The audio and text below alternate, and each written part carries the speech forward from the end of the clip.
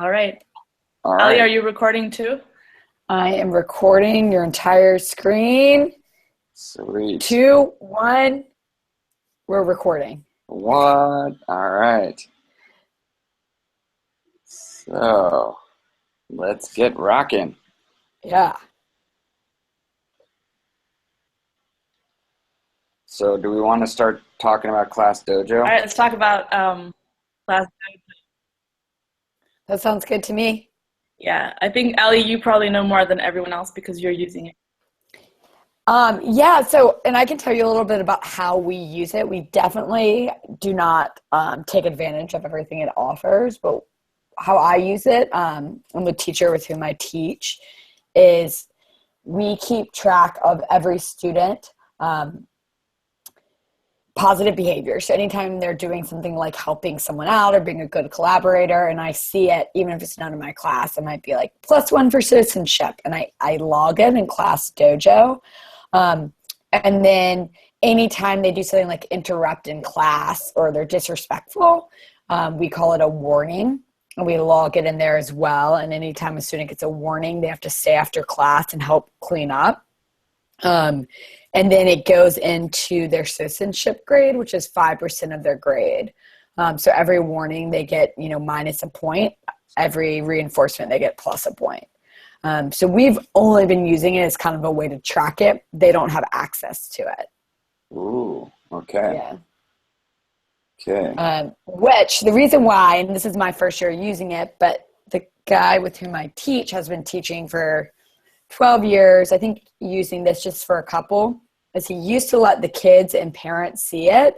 And he actually found that a distraction in the sense of some kids became obsessed with it. So they'd constantly be checking it, constantly nagging about different things. And some parents got like bogged down in all the details, and the ability that they were able to see every single time, their son called out in class, and they were like, we don't need to know all of that. We need to know if it's a problem. So he now doesn't allow students or parents to see it. Yeah, I have a friend who uses it. A bunch of people use it at my school. I haven't picked it up yet. And I have friends from middle school, well, elementary, middle, and high. In high school, I feel like it's the toughest to get buy-in for this, but Yeah. one of my buddies uses it a lot with groups. And like if the class keeps above a certain amount of points, then they get some kind of privilege at the end. So he makes it like a class buy-in, which has worked really well for him. But I was just looking at the parent thing that you were Yeah. talking about and kind of saw the cons with it, having them being able to view it. While that could be great because everyone would be on the same page. If you have helicopter parents, it could be pretty rough for you. And again, I think I read some feedback online, and the points I think have a positive thing, but they can also have a negative if the kids focus too much on the points, Mhm. which is why to kind of get away from the points. It's not about the points; it's about seeing your participation. Um, but it was my first time going through the interface, and it's pretty. I mean, it's very user friendly, and you could tailor it to whatever you kind of want to focus on in your class, which is what I really liked about it. Yeah, and that's definitely a positive. It is really easy to use, and you can decide which behaviors you want to add in there. It's like you can customize it for what you want to see within your students, but it definitely kids can get a little bit too intense about it. Yeah. Zoe, what you thinking? Yeah, I was looking around, and I mean, I don't know it, so I don't really have any feedback from people around me. But what I saw was, first of all, I think it's really attractive, And comparing to other apps that I was looking at, it's definitely more friendly, and they'll definitely want to be engaged in it. And I really like the fact that it automatically creates these invitations that you send home for parents, and then they just add on to it, and you don't have to go and look for each parent's email if you want to communicate with them. So I thought that was a good way of staying in contact with parents. I also liked how easy it was to create posts either for individual students or for the group. And I had a question for you, Ali. When you post something about a student, who can see it? Only myself and the other teacher. So we have it set up so we don't involve the students Only another at all. Only other teachers.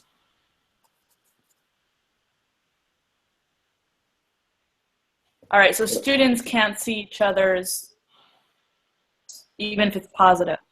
Yeah, even if it's positive, they can't. Which one thing, I think that could be helpful in some ways. I feel like that protects the privacy. But on the other side, I think, what's the point, like publishing a nice message and a photo of what the student was doing if no one's going to see it in the end apart from them? Yeah. The thing that I thought was a little bit, one reason why I don't think I would use it is because other apps to comment. So you can mark behavior, but you can't do grading, for example.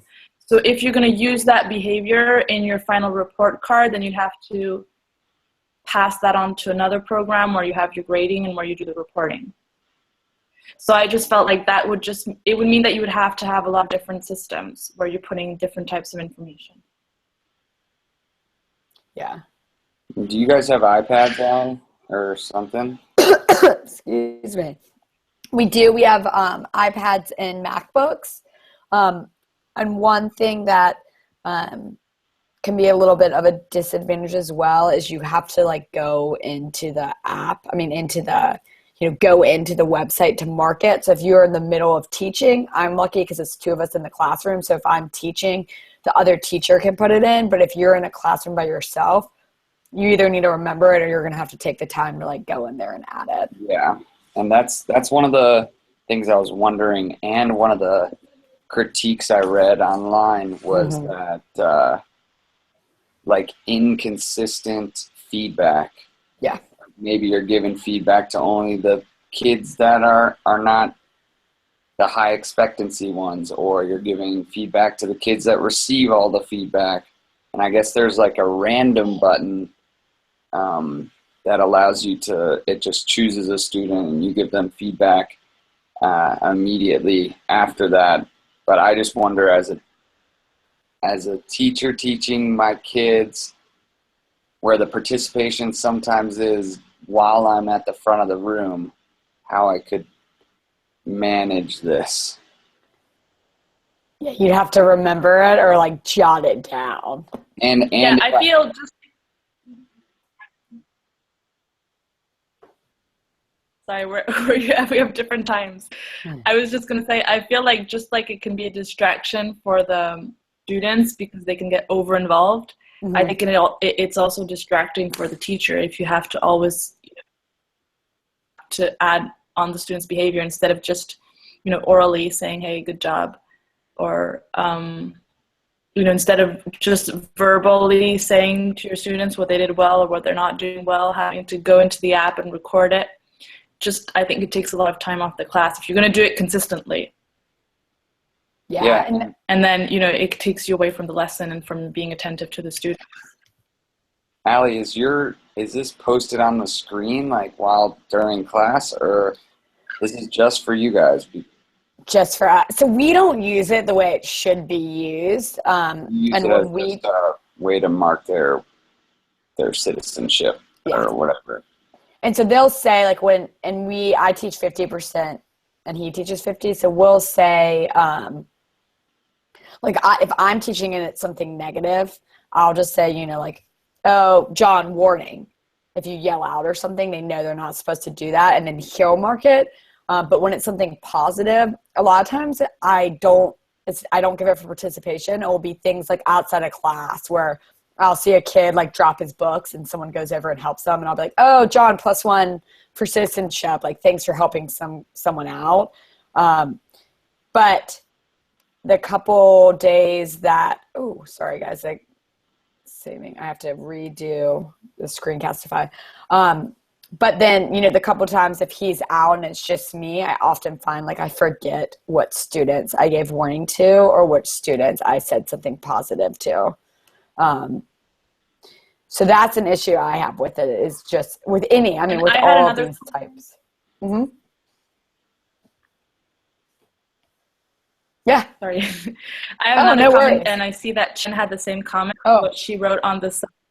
She says that one of the problems that you can see in, at least what I found on the online version, is that you can see how many points, but you can't see what you awarded the points for.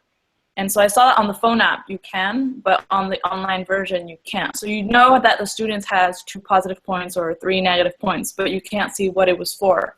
So if you're looking for consistency and, you know, trying to, you know, seeing that the student is repeating the same behavior, whether positive or negative, then I feel like it's not really allowing you to do that. So and Chen's trying to tell us something, but I can't see what it is. Fortune. I just keep hitting my thing. You can't see it on the desktop app, but you have to like click in. Like it takes several clicks. Like it would say like Zoe -1 or Zoe, you know, +3, but I actually have to like click in and say view reports. And then on my desktop, it will tell me why you're at a +2. But so like once again, that's a time suck as a teacher to have to go through that. Yeah, and I didn't get to play around with it enough. But if I were like teaching a lesson, could it be if I was teaching a lesson like with a presentation or on the smartboard, could it be in the corner? Like, could I be doing it and they seeing it as I'm also teaching? Like how, I don't know how, because I guess I wouldn't use it unless it's going to give them instant feedback in the moment. Here's how we're doing. Here's things that people are doing well or not well. Yeah, and I think you could pull it up, but then it's also like, is that going to detract from your lesson? Like, couldn't you also just do that based on your memory from that one period? Unless you were trying to say, hey, here's how we've been doing over the last week or the last month. Let's pull it up and look. But otherwise, if you're just talking about that day, I feel like it would be easier and more effective if you just were like, let's talk as a class about what we're doing well. Yeah, and that's why I like it for group work, because I think that is a time where the kids will be, you're not lecturing or you're not giving any direct instruction. So it could be more important feedback to give them if on the screen they're working in groups, and maybe every 15 minutes you throw it up there just so they could see, all right, we're doing great on participation, but we haven't, I don't know, I'm just throwing out things, but trying to think about how it would work exactly. Yeah, I'd be interested. One thing I did like, I saw there was in class and had some like reflection questions at the end. There was some videos on growth mindset, and I liked how it was interactive, and it's pretty much appropriate for any age group. And I think it's a good, you know, if there's a moment where you see that students are giving up or are not acting positively, it could be a good way to just pause the class and use that video for a short reflection, and then, you know, continue with what you were doing if you need that teachable moment. Yeah. I agree. We haven't, like I said, I've been using it for the bare minimum. So I haven't used those, I think they're called like big idea videos, but I agree. I think those could be useful. What do we got here? Please check my Chat.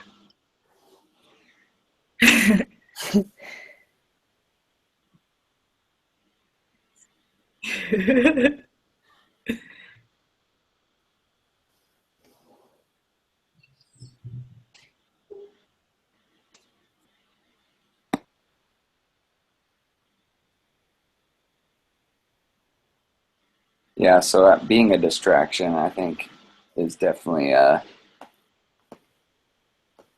negative point of if you actually had it up in your class, like consistently, which is what my friend does. He has it up and it's like every basically like live tweeting. Wow. The class. Yeah, I think I would assume that would become a distraction. But I mean, for his kids, it's like high schoolers have no buy-in to the class. So this was like a way for him to like engage them and put the things they were doing correct and incorrect, like in front of everyone, and everyone knows who's doing what they need to do. And I forget, again, it was like if you got 5 points, if the whole class got 5 points, which was rare, it was like 10 minutes free, like talking the last day of class, like last day of the week or something like that. And he said it did work. And I mean, a lot of times if it didn't work, the class kind of came together as a community and wanted to improve that one student who didn't get the 5 points or whatever. Yeah, kind of shaming them into it. Yeah, shame. Yeah. All right, should we talk about another one? Yeah, I'm down to move on. Teacher kit next.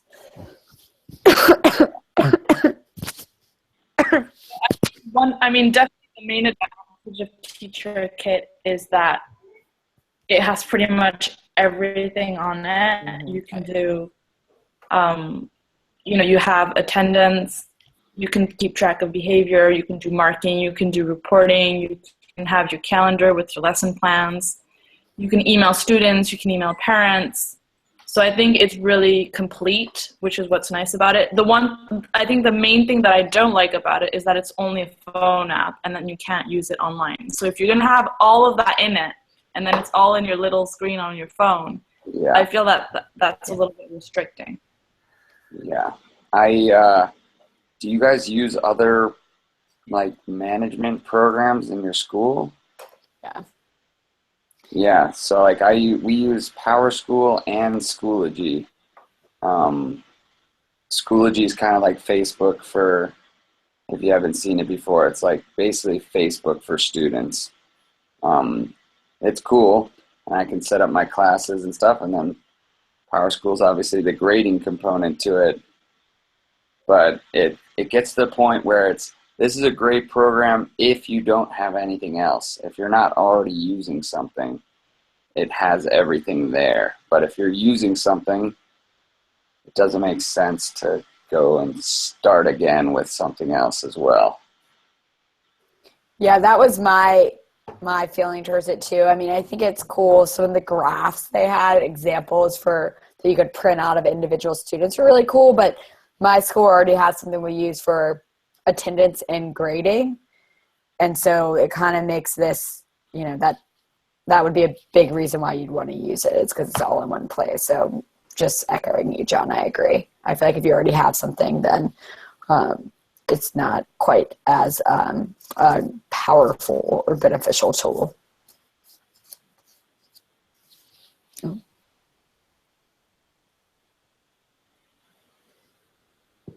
I think there's one of the important advantages is what Chen is saying about the fact that it exists in multiple languages because most apps are only in English. So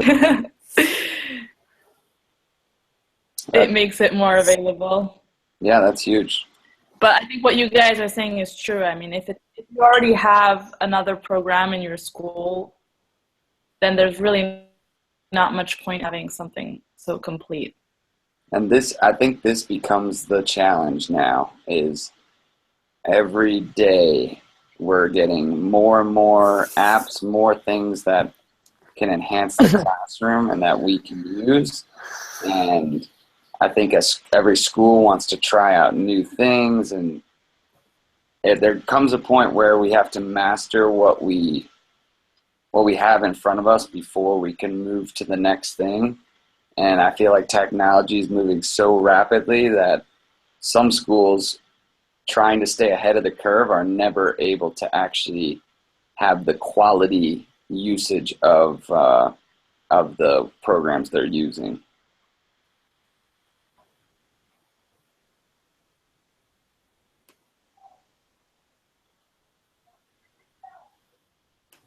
Yeah, I think the thing is trying to find the balance between using the technology so that it's helping you, using the applications to help you in class. And I mean, my problem is I tend to get, find new things that are really good, and then I add something new, and then I add something new, and then I add something new, and then I have my students logging into 5 different things in one class. And I just think that's really, really confusing. Yeah. And so I'm trying to minimize the amount of apps that I'm using and the amount of different programs that we're using, because then, it's just, you can't really learn if you're switching from one thing to another and one thing from another, and you're just spending more time learning how to use the technology and the different apps than actually learning the skills for the class. But at the same time, I think that's part of the skills that student needs to know how to deal with, because that's the reality that's around them. And I think everything's going to be, everything is linked to technology. Knowing how to use a variety of different programs and switching from one to the other is also part of the skills that they need to learn.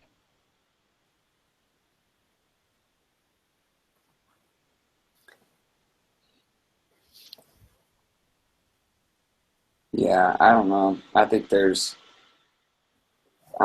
I've been interested because the year I came into my school, it was the first year they used Power School, which is just a more run-of-the-mill grading and attendance thing. And then they also started using Schoology. And I'm seeing us go through last year, which was really rough. And most people, there was a lot of opposition to the change. And now we're kind of, some of us at least, are taking Schoology and kind of running with it as a way to have a bunch of stuff online, easy to access for our students. And I can think about doing, Class Dojo, that's not adding much, but if it were now I'm going to do Teacher Kit, it's just, it's just a lot. Yeah. I mean, I think in the fact that it There's can only little be on the phone. like. Sorry, Ali, go on. Oh no, I was just saying, even in the fact that it's only on a phone, I'm gonna nix anything that I can only get on my phone and not on a desktop. Yeah, probably. But continue, Zoe. That's all I was saying. Yeah, I agree with you. But what I was going to say, there was one thing that I liked about it. There was this other app that was linked to it that you could download, which I don't remember what it was called, but it was also part of Teacher Kit. And it allowed you to do a random call out of students. So I think that was just one little function that could add to what I already have in other programs, which is just, randomly calling out students, which I currently do using popsicle sticks in my classroom, but I think, having it on the phone can be a different way to do it.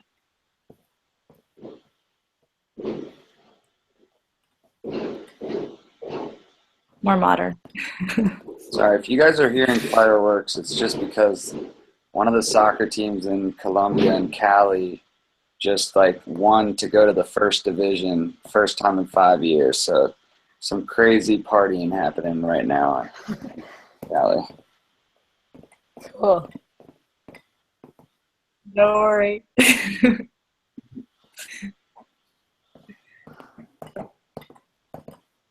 Should we move on to Too Noisy? Yes. So, I mean, it's much simpler than the others, and I feel like I'm an expert because I tried it with my kids, and it works. And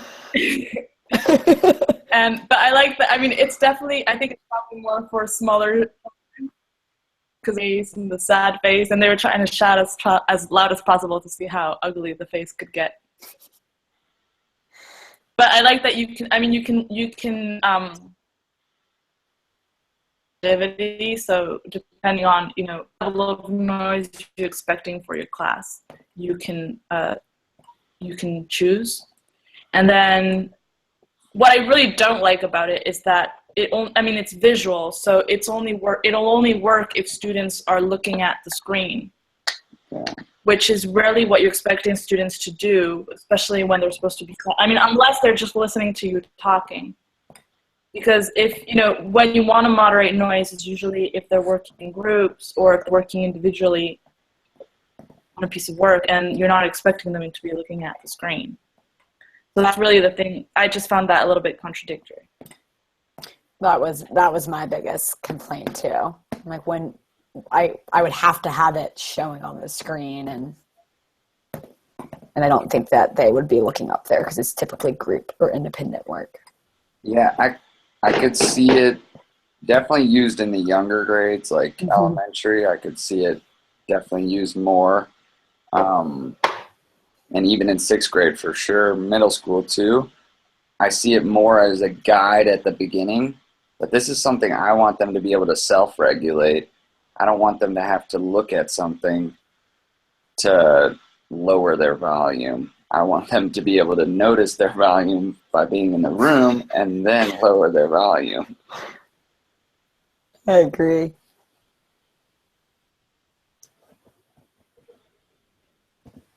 I guess it can be used if you know that in a class you tend to have a very high volume and you're constantly repeating it to them. They don't really seem to understand. Maybe just showing them how they're, the level of noise they're making and how it affects the little smiley face and makes him sad can be a way of having them reflect a little bit on the fact that they are actually being very noisy. Yeah, no, I see it. Just to show that. Yeah. No, I see the positives in it. I also see I could just like have some kind of scale on the board that they're like moving up closer to something. Like, I don't know, this one to me seems very doable without technology.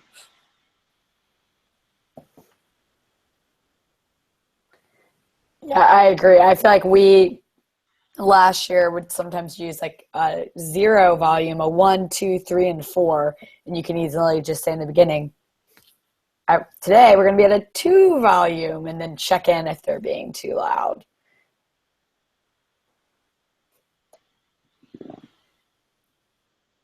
But how do you measure that? I guess then it's a little bit arbitrary. It's if I think it sounds too loud, then I will stop them and say, this is way too loud. We need to bring it back down to a 2 volume. Y'all are more at a 3 volume. Or even sometimes they'll be like, we're getting too loud. That's where technology, because it doesn't have to be arbitrary anymore, and they can see, it's not me saying it as a teacher. It's the proof is there, Yeah, that is a good point. I see that, but I don't see students being like, no, we're at a 2 level, we're not at a 3 level. Prove it to us that we're at a 2 level or we're at a 3 level. Yeah, no. I think usually I feel like if you have created a good rapport with your students, hopefully your subjective opinion matters enough to them that they're like, yeah, we're at a 3 level. We should lower it a little bit. Yeah. Also, based on my tests, it detects low pitch, not high pitch sounds. So that might not always work either. Yeah, I've got a lot of kids going through puberty right now, so the system.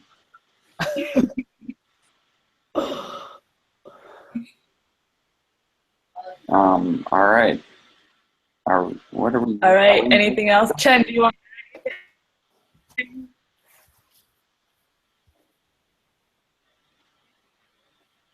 With I mean, I think we've been talking for close to 30 minutes, if not more. All right. well, I think it was maximum 30, so we're pretty good. Okay. Reach a consensus about your recommendation about the use of Class Dojo. Did we reach a consensus? Yeah, I think we have in 30 minutes. I think it's good in aspects of it. Yeah. And it obviously, through your experience, it can be used in different ways. Yeah. And I think Class Dojo, for sure, to me, I see like the direct benefits that it could have on a classroom. But depending on how much you want it to be in your classroom environment. I think, as you were saying, Ali, it's, using it to record positive behavior and possibly also negative behavior, but not making it something that the students, not sharing it with students so that they're not constantly wanting to know, where they are, and just maybe using it for a weekly, week to say, hey, this is where we are on Dojo. There's been 10 positives this week and only 3 negatives, or something like that. Yeah, I agree with that.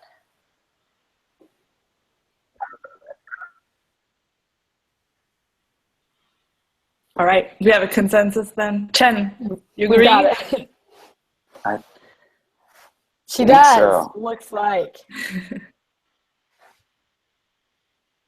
All right.